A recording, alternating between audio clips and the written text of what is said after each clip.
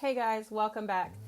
I just recently went to Disneyland and I had a park hopper ticket and I wanted to talk to you guys about how we were able to use Genie Plus. Were we successful? Wanted to tell you guys about how it is to really use it when you're at the park, our misconceptions, and what we got from other YouTube videos, people who are experts at using it. But then, like, what really happened when a regular person used it who had no experience with Genie Plus. Stay tuned so you can learn from my mistakes and also so you can have some other insight as to how to use the app.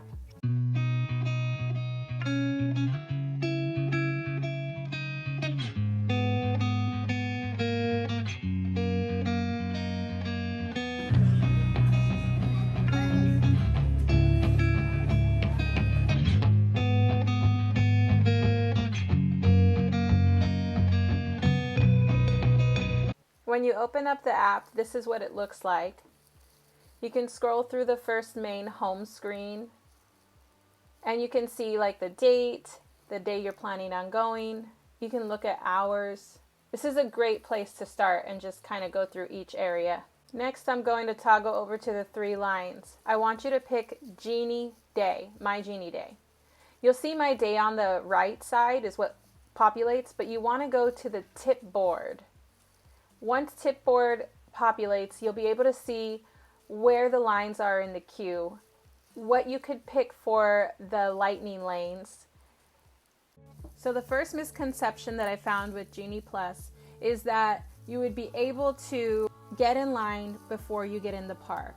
Now, we were staying at a Disney hotel, and from all the views and everything that I learned online, I was under the impression that because I was staying and I had my reservation for the hotel was in the system, was in the app, it was reserved, and then I was under the impression that at 7 o'clock or 7:30 I could be one of the first in line once I'm inside the park. I could get in line before even getting in the park. Well, I woke up early and I went into the Disney Plus app and I wasn't able to do any of the stuff that I had seen online. And the reason is because you actually have to scan your ticket into a park before you can even get in any kind of queue. That was my first lesson learned. And I tried it all 3 days. It didn't work. Now, we got Genie Plus for 3 days because we were going to go 3-day park hopper. When I bought Genie Plus, I had no idea what it was. Like, no idea.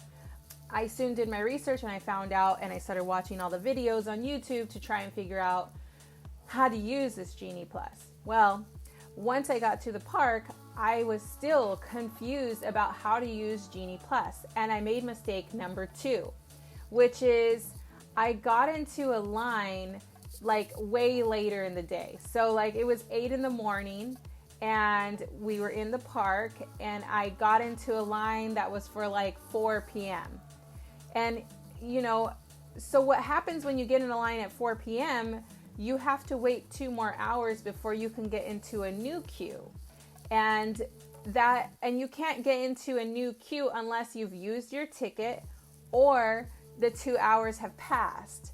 So essentially, I know I'm in line at 4 o'clock, but I literally couldn't get in any other line for another 2 hours. So basically, we ended up having to stand in line. And what I found was I should have booked like the next place to go into a ride that we wanted to and done it that way. So that way we could jump in the line, go get on a ride, and then the queue would start over. Jump in a line, go get in a queue.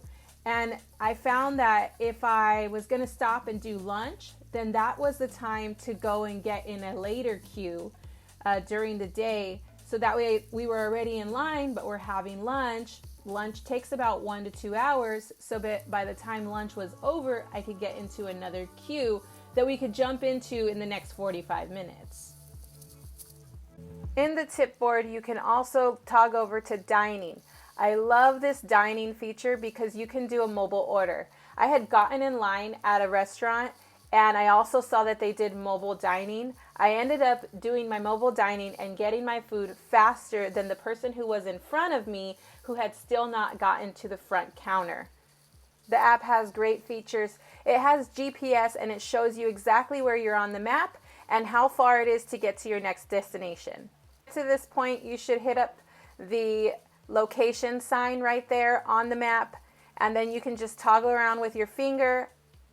The next place I want you to look at is the center where it has the plus sign. This was the most valuable thing for me. When I get lost on my screen, I just hit the middle and I would find exactly where I was trying to go. That plus sign is a really good spot to start over if you're lost on your app. Also, don't be discouraged if you can't get into a restaurant. There's so many restaurants in downtown Disney that are not full. So if you can't find something in Disneyland, just take a short walk over to downtown Disney, and we were able to get in. There was upstairs, downstairs, plenty of room for us to get the same food we could have got inside the park. Something fun to do in the app is go to the Disney Photo Pass lens. This was a great feature, and we used it when we were inside the park or outside the park when we were in line. It was a lot of fun. It has all these filters that you can toggle through and take pictures with your kids. Here's some pictures of me and my husband and our children playing with the filters. If you guys want to see more videos about our trip to Disneyland, stay tuned. Please like and subscribe. And I will be going over in the next few videos our 3-day Hark Hopper. How many rides we were able to go on with our Genie Plus for each day, and if it was worth it to do all 3 days. The Rise of the Resistance. We got on that ride. We recorded the entire experience. Be looking out for that video. So those are the tips that I have to share with you.